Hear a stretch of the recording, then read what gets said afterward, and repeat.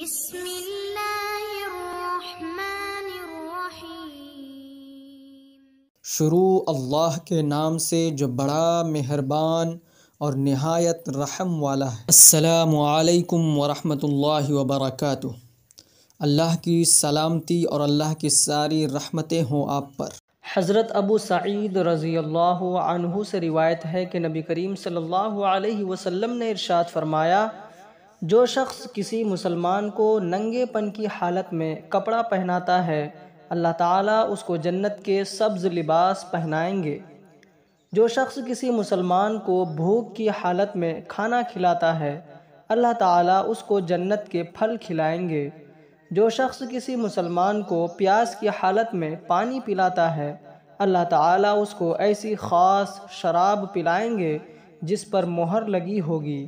حضرت عبداللہ بن عمر رضی اللہ عنہما سے روایت ہے کہ ایک شخص نے رسول اللہ صلی اللہ علیہ وسلم سے دریافت کیا، اسلام میں سب سے بہتر عمل کون سا ہے؟ ارشاد فرمایا، کھانا کھلانا اور ہر ایک کو سلام کرنا، خواہ اس سے تمہاری جان پہچان ہو یا نہ ہو۔ حضرت عبداللہ بن عمر رضی اللہ عنہما روایت کرتے ہیں کہ رسول اللہ صلی اللہ علیہ وسلم نے ارشاد فرمایا، رحمان کی عبادت کرتے رہو، کھانا کھلاتے رہو اور سلام پھیلاتے رہو، ان اعمال کی وجہ سے جنت میں سلامتی کے ساتھ داخل ہو جاؤ گے۔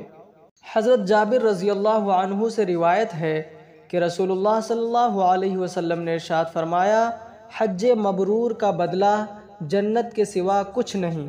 صحابہ کرام رضی اللہ عنہم نے عرض کیا، اللہ کے نبی، حج مبرور کیا ہے؟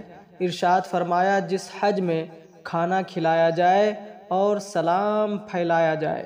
حضرت ہانی رضی اللہ عنہ سے روایت ہے کہ جب وہ رسول اللہ صلی اللہ علیہ وسلم کی خدمت میں حاضر ہوئے تو عرض کیا، یا رسول اللہ، کون سا عمل جنت کو واجب کرنے والا ہے؟